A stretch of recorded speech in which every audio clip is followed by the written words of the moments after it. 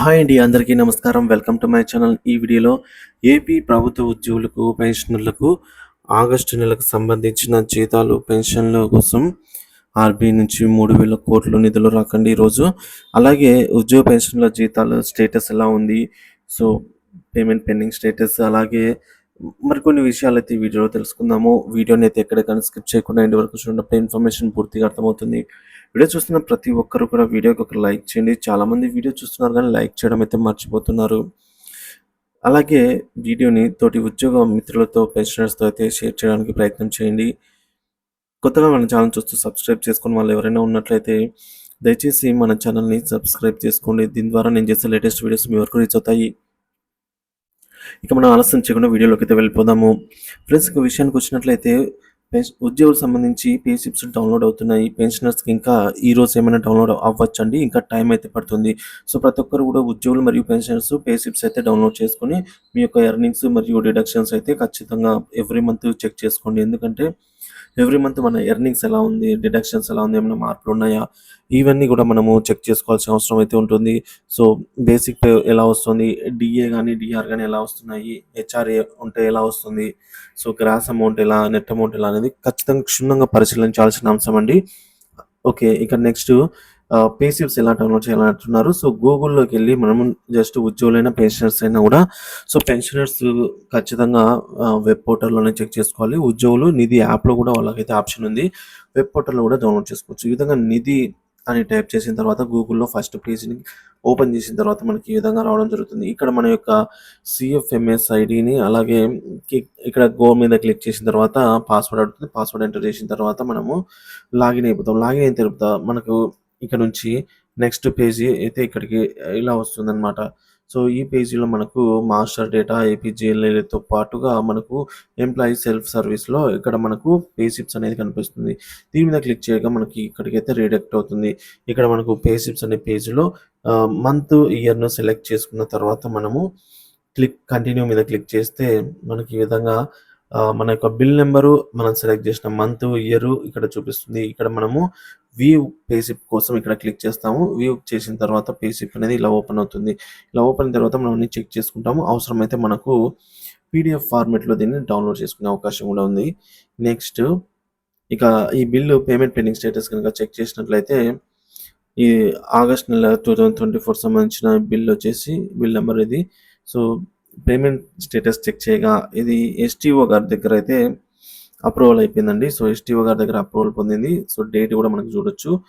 Bill అయితే ఇంకా bill not approval స్టేజ్లోనే ఉంది, పేమెంట్ పెండింగ్ స్టేటస్. ఇక ఈరోజు ఆర్బీఐ నుంచి మనకు ఇక్కడ మనం చూసుకోవచ్చు, ఆర్బీఐ నుంచి అయితే ఏపీకి సంబంధించి ఒక 3,000 కోట్లు రానుంది. ఒక 1,000 కోట్లను 12/7/22 సంవత్సరాలకు తిరిగి చెల్లించేలాగా అయితే ఆక్షన్ అయితే ఉంది. ఇక్కడ అన్నిటికంటే ఎక్కువగా మనకు మహారాష్ట్ర 6,000 కోట్ల రూపాయలు అయితే తీసుకోవడం జరిగింది. ఇది ఆర్బీఐ నుంచి వచ్చిన auction of state government securities. So ఇది మనకు 23 ఆగస్ట్ అయితే రిలీజ్ అవ్వడం జరిగింది. ఈ ప్రెస్ నోట్ అనేది ఆర్బీఐ నుంచి. సో 36,250 కోట్లు మొత్తం అన్ని స్టేట్లు కలిపి అయితే ఇంటెండ్ పెట్టాయి. ఇక్కడ మనం చూసుకోవచ్చు ఆగస్టు 27 అనగా ఈరోజు మనము the competitive, so both competitive and non-competitive bids for auctions should be submitted in the electronic format on the Reserve Bank of India core banking system e-Kuber system on August 27th, 2024 Tuesday. The competitive bids should be submitted between 10:30 to 11:30. అంటే competitive bids అన్ని కూడా మనకు 1 hour జరుగుతాయి. అలాగే and non competitive bids should be submitted between 10:30 to 11 AM అనగా half an అవర్లో అయితే మనకు నాన్ కాంపిటేటివ్ అయితే బిడ్స్ జరుగుతాయి అన్నమాట. సో ఈ విధంగా అయితే ఈరోజు ఈవినింగ్ వరకు మనకైతే ఆర్బీఐ నుంచి రావాల్సినటువంటి 3,000 కోట్ల రూపాయల నిధుల సమీకరణ అయితే జరుగుతుంది. దీనికి తోడు మనకు ఉద్యోగ పెన్షన్స్ అవసరమయ్యే 5,500 కోట్లలో 3,000 కోట్లు ఆర్బీఐ నుంచి వస్తే మరొక 2,500 కోట్లు మనకు స్టేట్ గవర్నమెంట్ అయితే చూసుకుంటుంది. సో మొత్తానికి ఆర్బీఐలో మన స్టేట్ ఫండింగ్ అనేది ఉన్నట్లయితే ఈ బిల్స్ అన్ని కూడా ఆగస్టు 30 అలాగే 31 తేదీలలో మనకు ఈకుబెర్ స్టేజ్కి అయితే వెళ్తున్నాయి అన్నమాట. బిల్స్ అన్ని కూడా ఈకుబెర్కి వెళ్తాయి. ఈకుబెర్కి వెళ్ళిన బిల్ అన్ని కూడా మనకు సెప్టెంబర్ 1వ తేదీ 2వ తేదీనే జమ అవుతాయి. ఇది ఫ్రెండ్స్ జీతాల గురించిన తాజా సమాచారము. ఇక పెన్షనర్‌కి సంబంధించి ఒక ముఖ్యమైన విషయం అయితే ఇక్కడ చూద్దాము. అలాగే ఉద్యోగులకు సంబంధించి కూడా ఒక ముఖ్యమైన విషయం అయితే ఉంది. అది కూడా వీడియోని ఎండ్ వరకు చూడండి. సో, ఖచ్చితంగా యూజ్‌ఫుల్ అయితే ఉంటుంది. సో, పెన్షనర్‌కి సంబంధించి 50% కంటే ఎక్కువ మంది వృద్ధులు మెట్లు ఎక్కేటప్పుడు పడిపోతారని అయితే ఒక అధ్యయనంలో తేలింది అమెరికాలో. సో, కాబట్టి మెట్ల వల్ల పడిపోయిన వారి సంఖ్య 20,000 అయితే మరణాలు కూడా సంభవిస్తున్నట్లు నివేదిక వెల్లడించింది. సో, కాబట్టి 60 ఏళ్లు దాటిన వృద్ధులకందరికి కూడా ఈ కింద విధంగా అయితే స్వయంగా లేదా ఎవరి సహాయం లేకుండా చేయకూడని పనులైతే మనం ఇప్పుడు చూద్దాము. నిపుణులు సిఫార్సు అయితే చేస్తున్న ఈ అంశాలైతే చెట్లు, నిచ్చెనలైతే ఎక్కకూడదు. అలాగే వేగంగా తిరగకూడదు అన్నమాట. తిరగడం, మీ పాదాల పైన వంగకూడదు. ఒకేలా పడిపోయే అవకాశం ఉంటుంది. నిలబడి కాకుండా కూర్చొనైతే ప్యాంట్ ధరించాలి. నిలబడి ధరించకూడదు. కూర్చున్న స్థానం నుంచి హఠాత్తుగా అయితే లేవకూడదు. ఏదైనా సపోర్ట్ తీసుకోవాలి. త్వరగా ఎడమ, కుడికి ఇటు అటు తిరగకూడదు. ఏమున్నా స్లోగా అయితే చేసుకోవాలి. ఇక అకస్మాత్తుగా వెనక్కి తగ్గడం అలాంటివి చేయకూడదు. ఈ విధంగా ఒక బరువైన వస్తువుని ఎత్తడానికి వంగడం అలాంటివి చేయకూడదు. అకస్మాత్తుగా మంచం నుంచి లేవడం గానీ, సో, ఈ పనులు చేస్తూనే దాదాపుగా ఒక యాన్యువల్ అంటే ఒక ఇయర్‌కి సంబంధించి 20,000 మంది మరణిస్తున్నట్టు నివేదిక వెల్లడించింది. చాలా ఒత్తిడికి లోనవుతూ ఉంటారు. సో, అలాంటి ఒత్తిడిలు ఏం పెట్టుకోవద్దు. ప్రశాంతంగా పీస్‌ఫుల్‌గా ఉండాలి. సాంగ్స్ మైండ్ రిలాక్సేషన్ కోసం సాంగ్స్ అలాంటివి ఆహ్, వింటూ ఉండాలి. ఇక 65 ఏళ్ల పైబడిన 10 పనులు చేయకుండా అయితే ప్రయత్నించండి. సో, దీనివల్ల కొంచెం ఉపశమనం అయితే వస్తుంది. వృద్ధాప్యంలో వచ్చే 4 సాధారణ సమస్యల గురించి తెలుసుకుందాము. ఆహారం గొంతులో ఇరుక్కుపోవడం వల్ల ఉక్కిరిబిక్కిరి కావడము. సో, తినేటప్పుడు వాటర్ గ్లాస్ అనేది పక్కనే పెట్టుకోండి. అలాగే నిదానంగా నమిలి తినండి.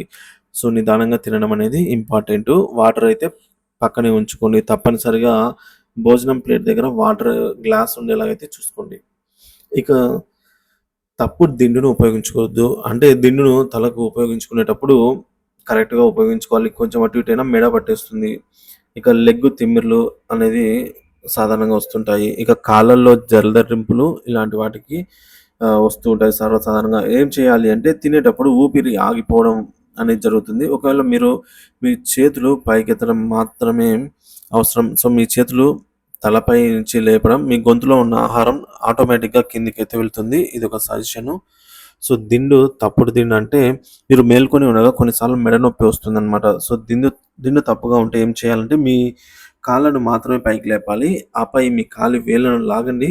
సవ్య దిశలో లేదా అపసవ్య దిశలో మసాజ్ అయితే చేయండి. కాళ్ళ తిమ్మిర్లు మీ ఎడమ కాలులో తిమ్మిరి అనిపించినప్పుడు మీకు కుడి చేతిని పైకి లేపండి. మీ కుడి కాళ్ళు తిమ్మిరి ఉన్నప్పుడు మీ ఎడమ చేతిని పైకి లేపండి. కొంచెం ఉపశమనం అయితే లభిస్తుంది.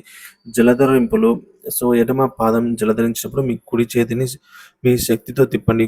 కుడి పాదం జలధరించినప్పుడు ఈ విధంగా ఎడమ అరచేతిని అయితే తిప్పడం చేయాలి. సో, ఎవరు కూడా మిస్ అవ్వద్దండి. ఈ ఇన్ఫర్మేషన్ అయితే పాటించడానికైతే ప్రయత్నం చేయండి.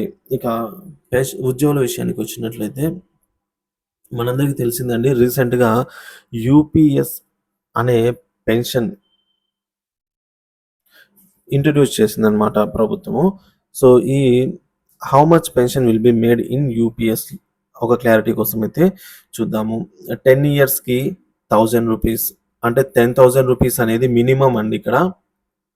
సో, మినిమమ్ 10,000 అనేది మనకు పెన్షన్ అనేది ఇక్కడ యూపీఎస్‌ని ఎవరైతే సెలెక్ట్ చేసుకుంటారో ఇక్కడ మనకు సీపీఎస్, ఓపీఎస్ అలాగే ఎన్‌పీఎస్, యూపీఎస్ అనే విధంగా అయితే పెన్షన్స్ ఉన్నాయి. మనందరికీ తెలిసిందే.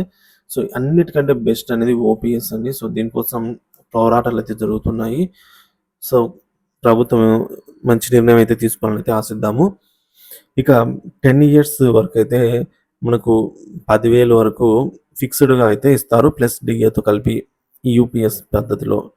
సో, ఇప్పుడు క్లారిటీ కోసం అయితే ఇక్కడ 11థ్ ఇయర్ మనకు 22% ఆఫ్ బేసిక్ ప్లస్ డీఏ, 12థ్ year 24% of basic plus DA, 13థ్ ఇయర్ పెన్షన్ మనం తీసుకుంటూ 13వ సంవత్సరము 26% ప్లస్ బేసిక్, 14థ్ ఇయర్ 28% ప్లస్ డీఏ, 15థ్ ఇయర్ 30% బేసిక్‌లో ప్లస్ డీఏ, 16థ్ ఇయర్ 32% బేసిక్ ప్లస్ డీఏ, 17థ్ ఇయర్ ఏం లేదండి. ఇయర్ పెరిగే కొద్దీ మల్టిప్లయింగ్ బై ఇయర్ అని అయితే ఇక్కడ మనం చూడొచ్చు. సో, 34% బేసిక్ ప్లస్ డీఏ, 18 ఇయర్స్‌కి 36% ప్లస్ డీఏ, సో రిటైర్ అయిన తర్వాత 19 ఇయర్స్కి మనకు 38% బేసిక్ ప్లస్ డిఏ రావడం జరుగుతుంది. ఈ విధంగా మనకు 25 ఇయర్స్కి 50% ప్లస్ డిఏ. సో ఉద్యోగి కనుక 60 సంవత్సరాలకు కానీ రిటైర్మెంట్ తీసుకున్నట్లయితే ప్లస్ 25 ఒక మనకు 85 ఇయర్స్కి వచ్చేసరికి మన బేసిక్లో 50% ప్లస్ డిఏ అయితే పొందగలుగుతారు. సో ఈ విధంగా మోర్ దాన్ 25 ఇయర్స్ ఇంకా 25 ఇయర్స్ కంటే ఎంత ఉన్నా సరే ఇంకా బేసిక్లో 50% ప్లస్ డిఏ అంతకుమించి పెరగదన్నమాట. బేసిక్లో 50% ప్లస్ డిఏ కంటే ఇంకా పెరగదు. ఏమన్నా డిఏ ఒకటి పెరుగుతూ వస్తుంది పెరిగే ధరలు ఆధారం చేసుకుని. ఇక possible difference between OPS and UPS. So 50% of last salary DNS allowance. యూపీఎస్లో 50% of average salary last 12 months plus DNS allowance to pension. ఓపీఎస్లో మ్యాక్సిమం 25 lakhs గ్రాట్యుటీ ఉంటుంది. యూపీఎస్లో కూడా 25 lakhs gratuity plus 10% of monthly salary every 6 months of service. ఇక ఓపీఎస్లో family pension 60% of increase of death pensioner GPF facility ఉంటుంది. యూపీఎస్లో family pension 60% of pension in case of death of pensioner. So ఇవి రెండు ఈక్వల్గా అయితే చెప్పుకోవచ్చు. ఇక జీపీఎఫ్ ఓపీఎస్లో జీపీఎఫ్ ఫెసిలిటీ అనేది 10% deduction of salary plus DNS allowance. ఇక్కడ no GPF facility available. NPS ఒకవేళ ఎన్పిఎస్ కనుక తీసుకున్నట్లయితే 10% deduction will be continue for the employee like this. So ఈ విధంగా ఓపీఎస్లో 50% plus pension on 20 years of service. 20 years సర్వీస్కి మనకు 50% అయితే బేసిక్లో లాస్ట్ డ్రాన్ ఎల్డిబిపి అంటామండి.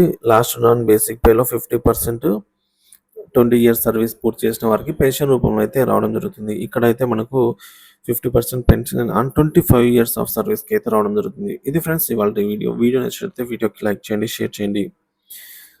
Thank you for watching this video.